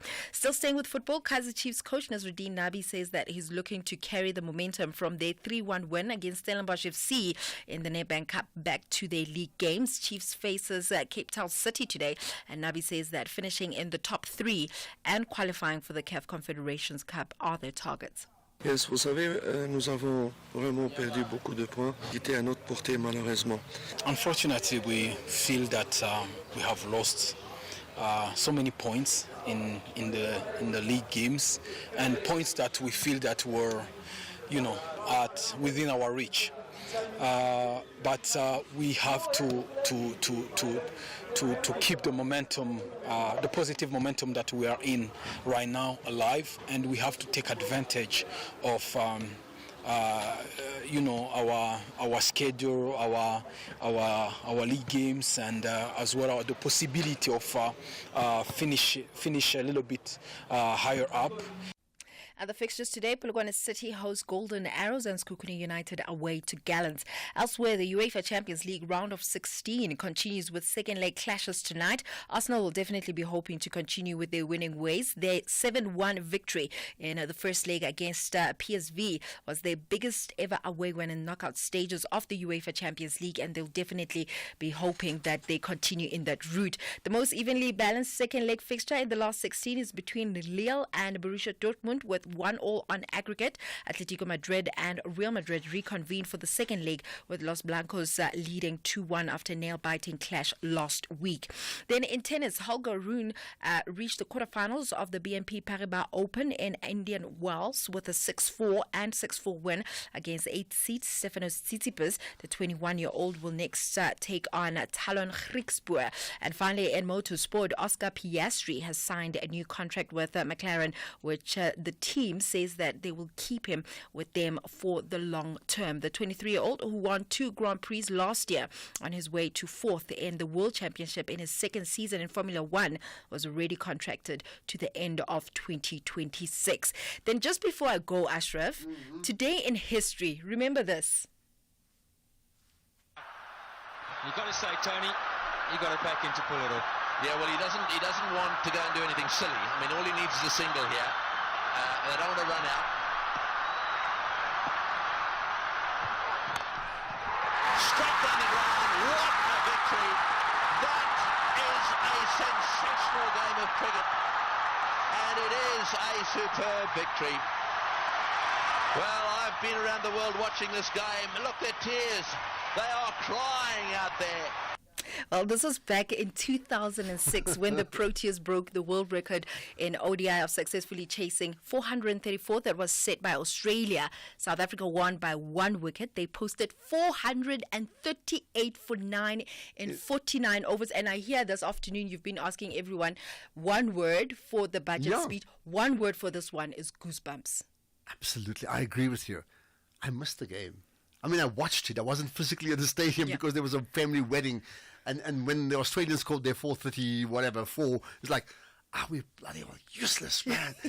And I mean, what a great game. And I think Makai and Tini got a 1. And they said it's one of the greatest ones you could get because it allowed Mark Boucher then to face and get the winning runs with like balls running out. But certainly one of the greatest games of any sport ever at any time, isn't it? Yeah. Herschel Gibbs was the one that top scored with 175. Yeah, Herschel Gibbs at his absolute best. Yeah. Listen, just talking about the best, by the way, I wonder who else has watched that game, that 438 game. But in the old era, you had black cricket and white cricket. Yeah. So the black cricket was sackbox cricket. And of course, we supported Transvaal. And my uncle was a pretty good cricketer, Ashraf Garda. People would remember him. But the Western Province opening batsman, Dickie Conrad, was the best opening batsman I saw when I was a lightie. He just never seemed to get out. He was just amazing, right? Now he passed away yesterday. Yeah. Now he's the father of Shukri Conrad, who's the coach of the Test team. Yeah. So just saying that, not enough spoken about Dickie Conrad or Sadiq Conrad. Absolutely brilliant player, and one of those many who you can't say how good they would have been because we just never saw them. Because, absolutely. Never played Test cricket, of course, couldn't do so. Yeah. Well, may his soul rest in peace. I actually do remember when Shukri Conrad was appointed as the Test coach, he did say that actually he had tears in his eyes and saying that this is his lifelong dream, and his father's. Well, there you are. Lifelong dream. Dickie Conrad, absolutely. So historic days, both for good reasons and sadness as well. Right, more sports tomorrow. Yeah, well, that's it. convicted murderer on death row, a vicar in a quiet English town, and a maths teacher trapped in a cellar cross paths in the most unexpected way. Jefferson Grief is on death row in an American prison for brutally murdering his wife. But it turns out that Grief has a gift. He can solve crimes from inside his cell. English journalist Beth Davenport needs Grief's help. Janice, a woman who recently helped Beth, has gone missing. The last Beth heard from Janice? A text with a blurry image of a man lunging towards the camera. Will Grief crack the case in time? Exactly how is Janice's local vicar involved? And is it really possible to solve a crime before it is committed? Tune into Inside Man, Monday to Wednesday at 9 p.m. Starts 12 February only on S3. Open up.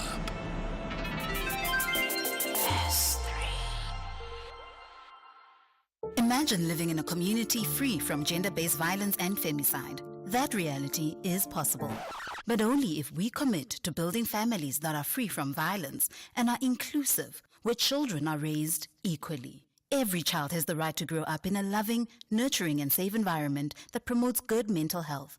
So do not forget about the boy child. He too needs to be protected from all exposures of violence. Pay attention to the boy child today and watch him grow to be a responsible man that society can be proud of. Stop gender-based violence and report any cases of child neglect and abuse at your nearest police station. Or call the Gender-Based Violence Command Center on 0800 428 428. A message brought to you by the GCIS. Copperbelt ladies and Durban ladies both want to collect maximum points in the early days of the season. Who will dominate this 90 minutes? Limpopo or KZN? This is the Hollywood Men's Super League. Catch Mzansi Queens of the beautiful game. Copperbelt ladies versus Durban ladies on Saturday 15 March at 11:30 a.m. Live on SABC Sport on DTT Channel 4. Also available at your fingertips on SABC Plus. Proudly brought to you by SABC Sport. For the love of the game. Economic news on SAFM. Facts and figures you can count on.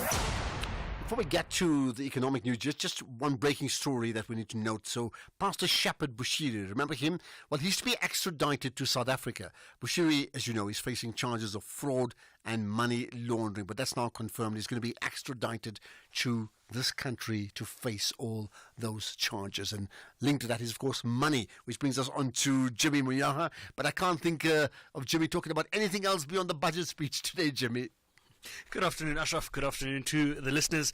It certainly has been a colourful afternoon from a financial perspective with that budget speech, as you mentioned. I've been keeping an eye on the Rand throughout the afternoon. I mean, heading into today, the Rand started off the day around the 18 Rand 20 level in the early hours of the morning, got as high as about 18 Rand 40, is kind of stabilising around 18 Rand 34, 35 at the moment. This is a much better performance from the Rand against the dollar than what we saw the first time around we attempted the budget speech. However, it is worth noting that when we look at the Rand against other major currencies such as the Euro, the Rand has gone back above 20 Rand against the Euro. So certainly some mixed reactions from a budgetary point of view. We're going to be looking at that in the show. We're going to be unpacking some of the sentiments that were made by, or the proposal that was put forward by the Minister of Finance. We're going to be speaking to a senior economist at PwC, Kantipai, around his thoughts around the budget speech. We're going to get the thoughts of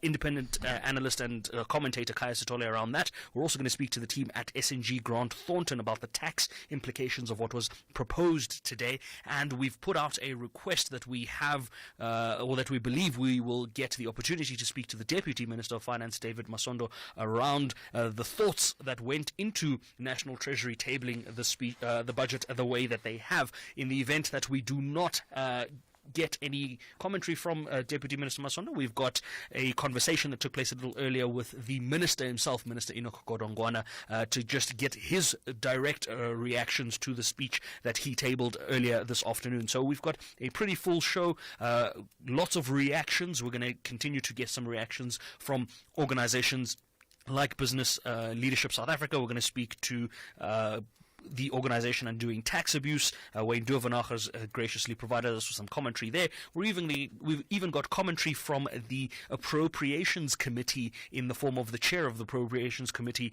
at the National Assembly, that is Chair Musi Maimane. So we're going to definitely get as many reactions to the budget as possible, as many thoughts on the budget as possible, and see where we go from here. Of course, it is very important to remember that this budget has not yet officially passed. It still needs to be voted on, and I've posed the question, what happens if that vote does not pass? What do we do? Do we go back to a different, do we go back to last year's budget? Do we retable a new budget? So there's lots to look at later in the show. But before we get to that, let me give you a quick roundup of how the markets have reacted. As I said, the Rand, a bit of a mixed reaction to the budget, weakening against the pound and against the euro, but gaining a bit of ground against the US dollar relatively, or compared to all other markets that it has performed against. But at the same time, the dollar has been weakening against other majors. When we look at the dollar against the euro, it is about 4% weaker there. The British pound is about 2.5% stronger against the dollar there. So there is still dollar weakness persistent in the market.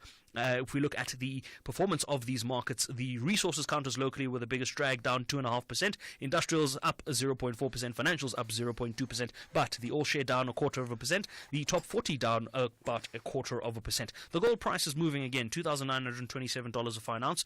Brent crude $70.72 a barrel. Platinum and palladium still holding below $1,000, but platinum dangerously close to that $1,000 level, $997 odd a fine ounce there. Bitcoin unchanged, $81,500 odd a Bitcoin, or in South African Rand terms, that is going to be around 1.4 or just under 1.5 million a Rand there. So still hasn't broken back above the 1.5 million Rand mark. I'm going to be back a little later on with lots and lots of budget commentary. But for now, Ashraf, back to you.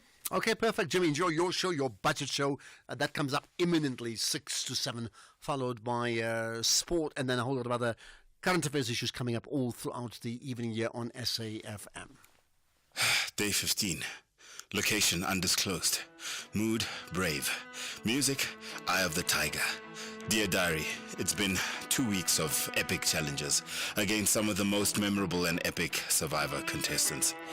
I have endured some harsh weather conditions, unbelievable drama, and these fire tokens have given me and the other contestants a second chance to stay in the game. Food. I feast on the defeat of my enemies. Vumi over there is busy planning and scheming, thinking that he can get me off the island. Never mind though. I will win this and take home $2 million. We're gonna be rich, Papa. Rich Goopy Wanapolani, are you doing that thing again? Come and get your dinner, Mr. Fake Diary Sessions. We're now on Survivor. Oh, the world will fall. Catch Survivor Season 40, Winners at War, Thursdays at 6 p.m. Starts 27 February on S3. Open up. S3. Not all MBAs are created equal. At Henley Business School Africa, we deliver career growth and advancement that goes beyond borders. As South Africa's only global business school, our internationally accredited MBA connects you to 100,000 global alumni leaders. Ranked number 1 in the world by The Economist for alumni network power, Henley is your gateway to a global career and the confidence to lead anywhere. Ready to make your mark? Visit henleysa.ac.za. SAFM commemorates Human Rights Month. We are all responsible for the protection of our rights. SAFM, leading the conversation. The National Pulse with Ashraf Garda. Weekdays, 3 to 6 p.m. Oh, reaction. What about the reaction from the ANC? They're having a press conference tomorrow, but the Secretary General is talking now via the X Factor, Twitter. And Fikile Mbulula says, Steenhuisen was so clear. Stop implementing transformative laws if you want us to support the budget. This is what their objection is about. Not a concern on the poor. This is crazy stuff. Goodness, these guys from the GNU are at each other's throats. That's all I can say, right? I think Muhammad Ali and Joe Frazier were friendlier with each other. Never mind what happened in the boxing ring. Okay, comment. Solomon in Kenya, right? Solomon, go for it. Ashraf, good afternoon and good afternoon to your listeners. It was walking a tightrope. for the minister. I think in the given circumstances, he has done his best. We must have the appreciation of the fact that we are having competing and interconnected priorities. You touch one aspect, you have affect the other. So there are instances where we have to feel the pinch as South Africans. But what is good is that there are cases whereby a relief is being given. Another point is that the revenue, the GDP or the economy is not growing in the country. Growing because of the known fact that South Africa is no longer an attractive investment destination on the basis of the fact that domestic and foreign capital is complaining about or demands the deregulation and the liberalization of the labor regime. That's one cause. So the minister has been jiggling between various priorities. I think from my aspect, he has done well by prioritizing infrastructure, putting more money on water infrastructure and Transnet. We must agree that we have to change our patterns in terms of our fiscal discipline and approach. Okay. Because there is a lot of wastage, steam. I think he has acknowledged that and put in place a mechanism to deal with wastage, irregular expenditure, theft, corruption, and everything. All right. I wish we could talk longer, Solomon. I need to move on. You've said some interesting things. In fact, you brought a very different light to this, and I think maybe that's going to resonate. Walking a tightrope, and that's what he had to do, right? So I need to move on. There's just not enough time to take all the other callers. I need to do that. Dexter in Cape Town, go for it. Hi, Ashraf. Thank you. Look, I agree very much with what Solomon has said. This budget is really a reflection of the contradictions that we're having to deal with at this moment in our history. Apart from the GNU trying to balance, this divide between the rich and the poor, where I think we are probably all a bit critical, and rightly so, is that I don't think we see as much bias towards the poor and, those people who are marginalized in our society as we would like to. And, people make comments about corruption and going to collect the money from overseas and so on. As Solomon has said, wastage and the failure to use money properly and efficiently is much bigger a problem. I'm not saying corruption shouldn't be fought, but to think going to collect 18 billion from the Guptas will solve the problems in our country is naive.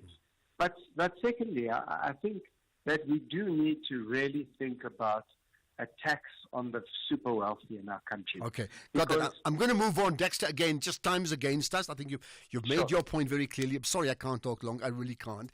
Churchill in Umtata, again, a short comment just because we just don't have enough time. Churchill, go for it. Thank you, Ashraf. The budget is quite disappointing. If you are going to go to the VAT and increase the VAT, you're cracking a whip on the poor because they need to put food on the table.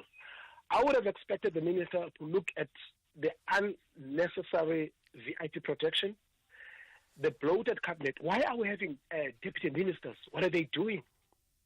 And also empower the NPA to make sure that the monies that are trapped in these high-profile cases, the Zondo Commission, those monies are brought back. We need those monies. Okay. Well, got that, Churchill. Many would agree with you. In fact, the VIP protection and the deputies, but why do you think they're still there?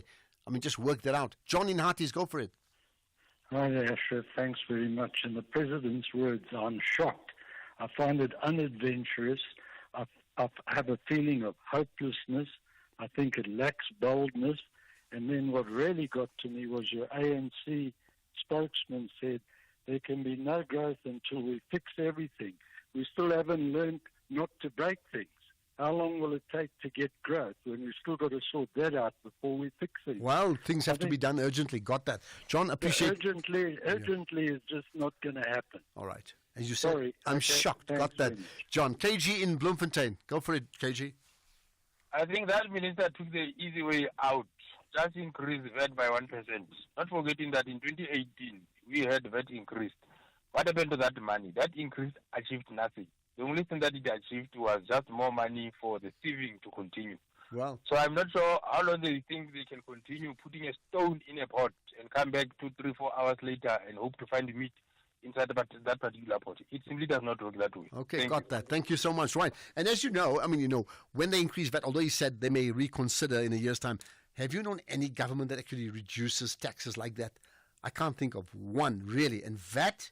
No, they're not going to do that. Good afternoon, Ashraf. The one word for this budget is a rogue budget from Have a Look in Cape Town. Rogue budget. Hi, Ashraf. It's John from Pretoria. Listen, anybody who wants to go into public-private or private-public partnership with any SOE or state-owned enterprise, whatever, needs their head read. These ANC people are treacherous beyond compare. They will never pay any money over. They will steal all the money. Don't do it. Okay, got that. Now the whole country has heard you. Good afternoon, Ashraf. Trust you are well and blessed. Where is the Patriotic Alliance? Let's ask their input regarding the budget as well. Thanks a lot. Bye-bye. Well, you use the word blessed. I thought maybe that's the word you're talking about. Point taken. Let's see what they say. Maybe later on today, isn't it? Good afternoon, Ashraf. Ashraf, my one word will be foolish. Indeed, ANC continues to act fully. Agree here, nothing. Thank you. You're saying foolish, right? Okay. Good afternoon, Ashraf. One word, arrogant. ARROGANT. The minister's completely and totally arrogant. Insensitive I can hear, but just pure arrogance. Thank you. You didn't have to spell it out too, okay? Ashraf, good afternoon. Good afternoon to South Africans. With regard to the budget speech, ANC has lost creative ways to grow the economy. ANC has lost creative ways to create jobs. This is not providing any dignity to any human being. People want economy to grow. People want jobs. People want to work for themselves. They don't want this to depend on social grants. This is wrong, completely insane. Insanity, as we all know, is doing the same thing all over again, hoping and expecting different results. Well, point taken. The budget speech is insanity. Thanks, Ashraf. Insanity. Okay. Good afternoon, Ashraf. This is Peter here in Hasvater. Ashraf, my one word in this mess of a fed. My one word to you is impeachment of the president is looming. Thank you. Oh my, okay. I'm loving this, Ashraf. Who's gonna really pass the budget? Who's gonna have the ANC to pass the budget? This is nice. This is nice. ANC now, they are out of power. They are gonna need help to pass that budget. And that budget is creepy. It's not acceptable. Case in Kahis. Okay. Hi, Ashraf. Errol here from Durban. One word for the budget, I would say expected. He delivered it as I thought he would. Look, to me, it's not a bad budget. He did the best he could under difficult circumstances. To increase VAT by 1%, yeah, it's not the end of the world. It's not a train smash. And old age pensions went up, and it's kept tax to reasonable quarters. Yeah, Errol from Durban. Got that, Errol. There were so many more callers and so many more comments. I couldn't take all. My apologies. Lots of people text as well. Could not take it. Really, I apologize. Hopefully we'll have more time tomorrow. But this today, of course, is the budget day of the National Pulse. And the theme of the budget, I'm sure, will continue on many of the programs on SAFM tonight as well as tomorrow. So listen out for that. And we'll connect again tomorrow. Thank you for listening. Let's get the news now. It's 6 o'clock. Here's Daneo.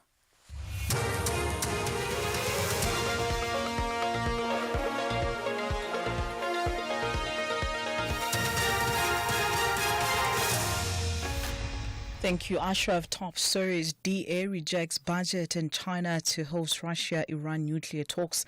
A very good evening. The DA says it will not support the